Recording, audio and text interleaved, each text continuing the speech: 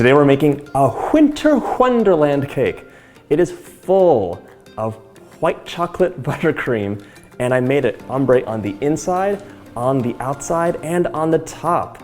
The buttercream is ombre, plus there's this blue ombre sugar situation happening that was so fun to make. I can't wait to show you. By the by, the cake has a kiss of peppermint, a touch of mint, and a little sprinkling of cardamom, and that cardamom makes all the difference. It is so good. Okay, let's get started. I'm adding 1 2/3 cups, or about 213 grams of all-purpose flour into my bowl. I have a sifter on top of it, and it's underneath a scale. I love using a scale now because it saves me that much more time doing dishes, and it's more accurate. Perfect. Okay, now we're gonna be adding in a little bit less than half a teaspoon of kosher salt, a generous 1/4 teaspoon of baking soda, and another generous teaspoon of baking powder. It probably equals like 1.5 teaspoons altogether, but I like these generous teaspoons. No leveling for me. Now we're adding in a wet ingredient, which is sugar. It's going in there anyways. For a little bit of an extra twist, I'm adding in an optional 1/4 teaspoon of cardamom. I love the smell and taste of cardamom. Give it a try. I think it'll pair really nicely with the white chocolate and the peppermint, but if you don't like it, skip it all together. It smells so good. Give it a good sift. Okay, and now we're gonna whisk it together just to incorporate everything. We don't want one big piece of cardamom hanging out in there. Now we're gonna set that aside, and then the wet ingredients. This is super simple. I love this batter. First off is half a cup, or 120 milliliters of sour cream. I don't know, sour cream is something you kind of have to like force into there, so it might be a grams measurement. You can tell me in the comments. Sour cream measured by weight or measured by volume? What do you think? I used to also think that there was only sour cream in the US because I can't even tell you how many comments I get asking for substitutions. If you don't have sour cream, go ahead and use yogurt, or even buttermilk will work too. But I've recently learned that sour cream is a whole thing around the world. In Europe, I'm very intrigued because I thought, based on all the comments, that it was really just a US thing, because some people are like, I've never heard of sour cream. Is it cream that's gone bad, whatever? And apparently it's very common. All right, half a cup of whole milk. 3/4 of a cup of melted butter. Look at that beautiful butter. It's yellow from the beta carotene, which is found in the grass that the cows were munching on.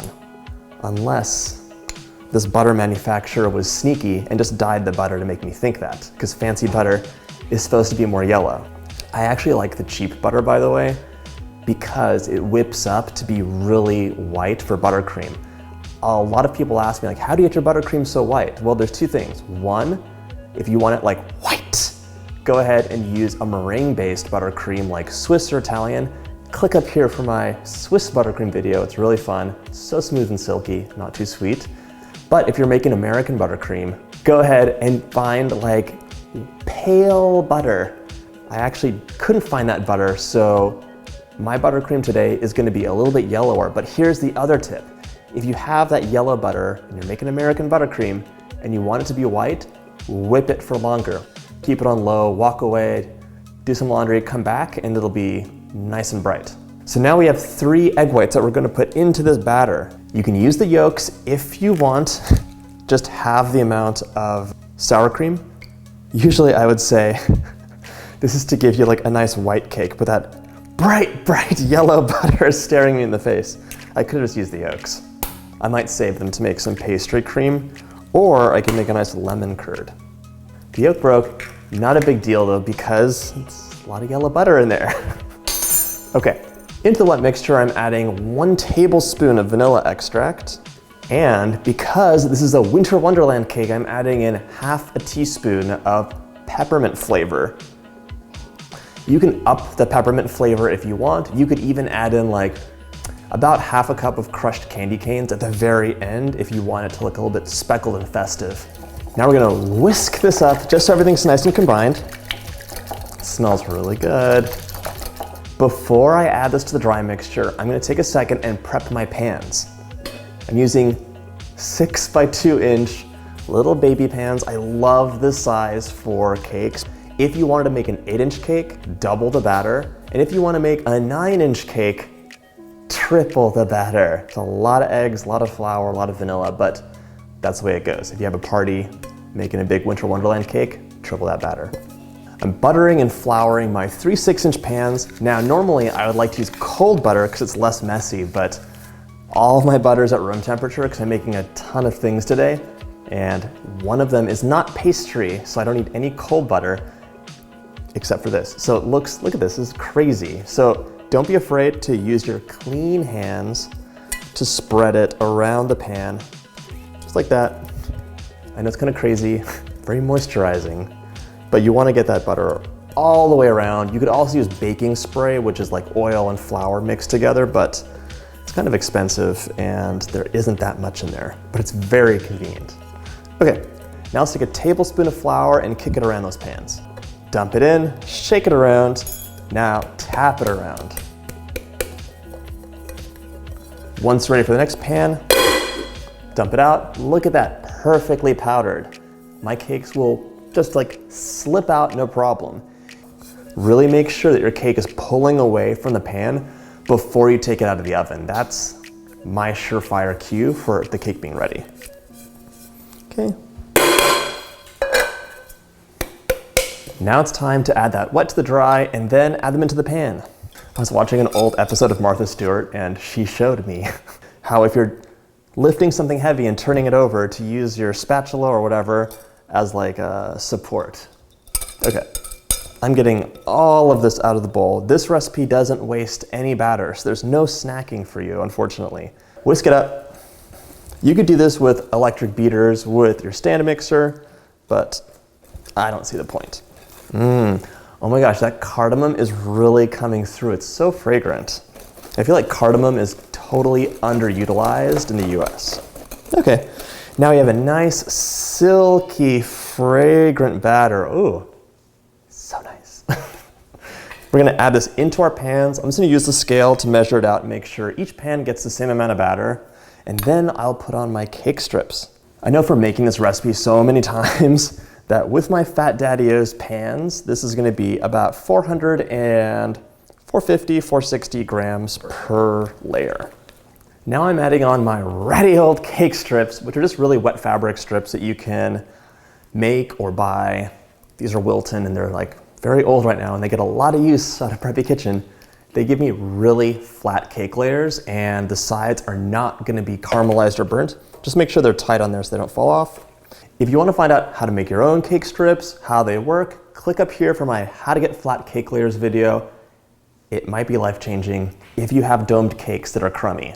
Just saying. These are going into the oven at 350 Fahrenheit, 177 Celsius, I think, for about half an hour. Check on them, watch them like a hawk towards the end, because if you pull them out at just the right moment, they'll be perfectly baked, no caramelization, and so fluffy and tender. Okay, into the oven. While those cake layers are baking, let's make the buttercream. Starting off with the white chocolate. White chocolate is delicious, but so annoying to melt because it really seizes in a moment. You can burn it like that. What I'm doing is adding 2 cups of white chocolate chips into a bowl over which I'm pouring 1/2 cup of hot cream just under boiling. You see all that steam? Okay, that should melt the white chocolate right away. Look at that. It's already melting. I'm gonna see if I can get away with this and not put it over a double boiler. It should be okay. All right, giving it a mix. You can see it really did melt pretty quickly with just that hot cream. I've been burnt so many times trying to melt white chocolate and just failing miserably, so be careful. This needs to come to room temperature too, so it's a little bit warm. It's very tasty though. Just gonna warn you ahead of time, there's a lot of butter in here, there's a lot of sugar in here, The problem is that there is the layers in between which are coloring various shades of blue. There's a crumb coat, there's a final coat, which you can optionally also make into an ombre, and then there's dollops on top. It's a lot of decorations, If you just want the flavor of the cake, I would halve the buttercream, half a pound of butter, 1 pound or less of sugar, and then just do a thin coat around it, and it'll make sense later how we can do that. I'll come back to that. 1 pound of butter into my stand mixer, paddle attachment, cream it up. My butter is nice and creamy, time for the sugar. I will be adding in, I'm assuming about 1.5 pounds to 1.75 pounds. Remembering that white chocolate's there too, it's really gonna make it nice and creamy.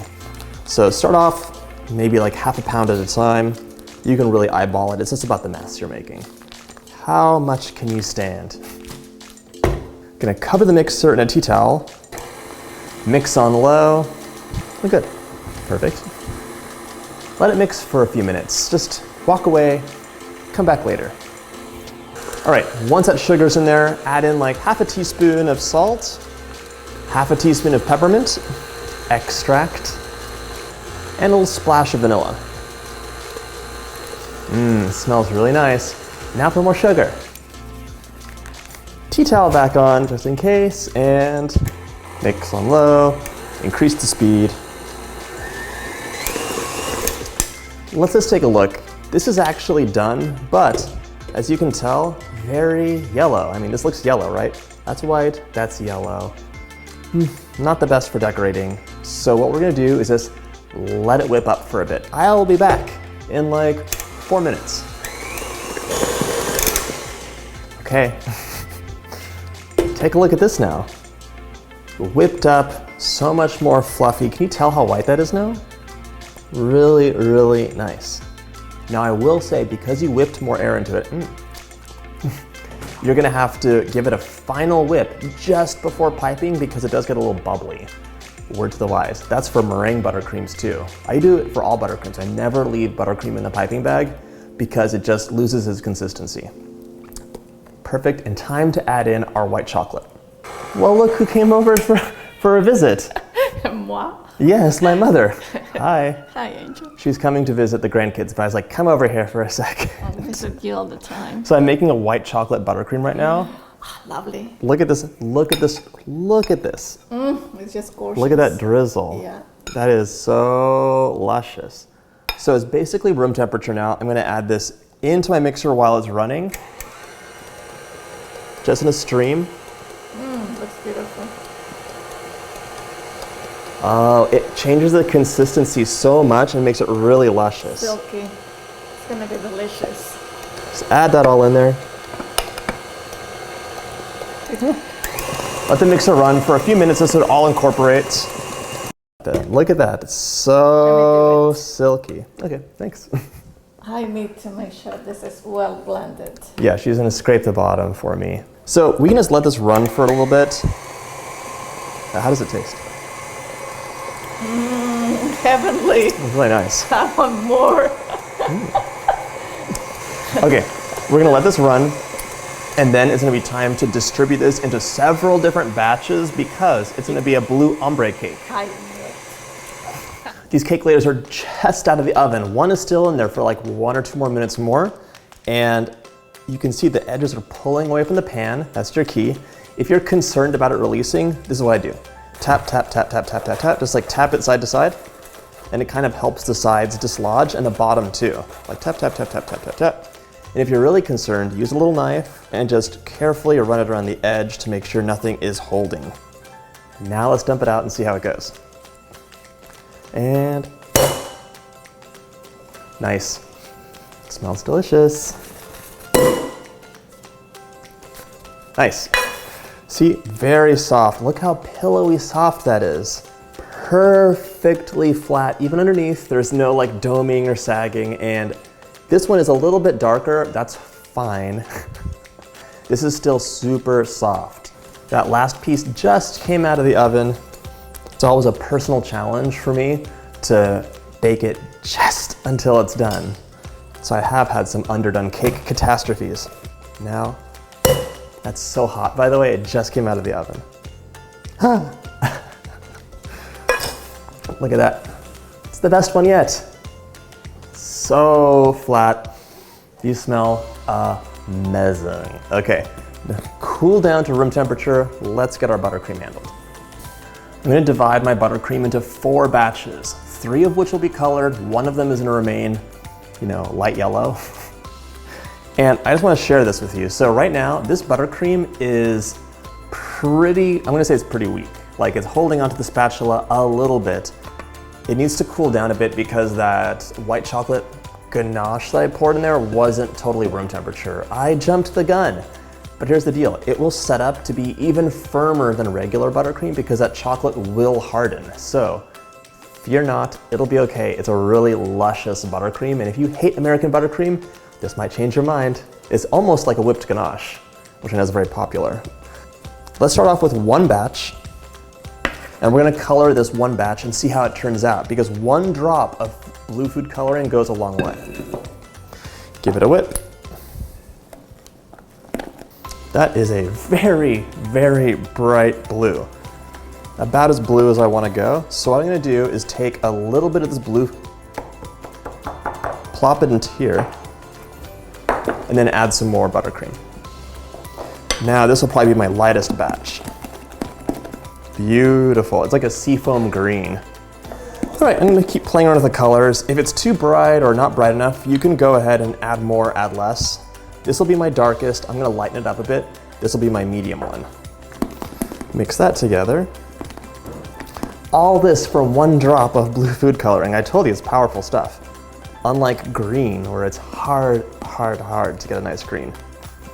This cake is a little bit different because we're using a special technique with the sanding sugar. So before I begin building it up, I have a little round of cardboard and I'm gonna add it to the bottom. This will sit perfectly on the base and it'll allow me to transfer it around and handle the cake without messing anything up. So just cut a little circle of cardboard if you want. You can cover it in tin foil or plastic wrap, whatever you want. And then we're ready to get started. For the assembly, I'm starting off by piping the deepest blue in the center of that first layer, and then I'm going to use the ombre and just transition out to lighter and lighter layers until I get to my white buttercream. This is optional, but I love the effect of a nice ombre on the inside too. Pop the second layer on, repeat the process, place the third layer on, and now let's crumb coat in a thin layer of buttercream. It doesn't really matter what color you're doing. If your cake is a bit unstable at this point, go ahead and pop a skewer in and then do some smoothing, put it in the fridge for later. A little chilling will fix everything. Once your cake is all crumb coated with a thin layer of buttercream, it's ready to chill in the fridge for maybe 20 or 30 minutes until it's nice and set. A lot of you ask how I clean the bottom of my cake after decorating, and I always just use a damp paper towel and slide it around the edge. After your cake is all smoothed and chilled, it's time to pop on that last layer of buttercream. Start with the darkest blue. I do 2 stripes per layer and just go blue, even lighter blue, all the way to white on top. And once you get to the white, just give a nice swirl to the top and ready to smooth out once more. Use an offset spatula for the top, then a bench scraper for the side. If you have any gaps like you see here, you can just fill them in with the extra buttercream that you have left over. And do this until it's pretty smooth. It doesn't have to be perfect because it will get covered up by sanding sugar, so don't worry if you see little mistakes.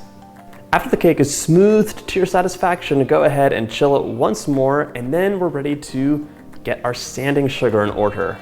While your cake is chilling, it's time to lay out those sanding sugar stripes. I got some dark blue, some light blue, and some white. Mix some of the dark blue and the light blue to get a transition between those 2 colors, some of the white and the light blue to get a transition between those 2 colors, and then you're ready to roll out your chilled cake. The bottom has cardboard and the top has a round of parchment paper, so I can easily handle it without getting buttercream all over my fingers. Just roll the cake and press down and you are set. Okay, now for those dollops. I'm using a large round tip to pipe my dollops onto a sheet of parchment paper. You can use a piping nail, or you could also go ahead and just do it on a plate, and then pop those into the freezer to chill. Once they're frozen, you can pop a skewer on and then roll them in some more sanding sugar. I made a little mini gradient for my dollops, which you can see here. Once all your dollops are nice and coated, you can pop them back into the freezer if you're waiting for a while, or place them directly onto your cake. Finish off with a little bit more white sanding sugar, and you're ready to enjoy. I love the effect of this cake. I really hope you get to try it out. Okay, that was so fun to do. Was there some chilling time involved? Yes, but that meant I could like do dishes in between and not have like a total Cinderella moment at the end of this story. Okay, I'm gonna take a bite. I'm so excited. That cardamom is so fragrant. Yes, you could leave it out if you don't like it, but I highly suggest you give it a try. The sugar is so crunchy. It's nice. That is a perfect combination of like vanilla, peppermint, a little aromatic cardamom. Oh, that's so good. That white chocolate buttercream is divine. If you hate American buttercream, give the white chocolate one a try. It is similar, but not the same, as a whipped ganache, if you know what I mean. Okay, thanks so much for liking. Thanks so much for watching.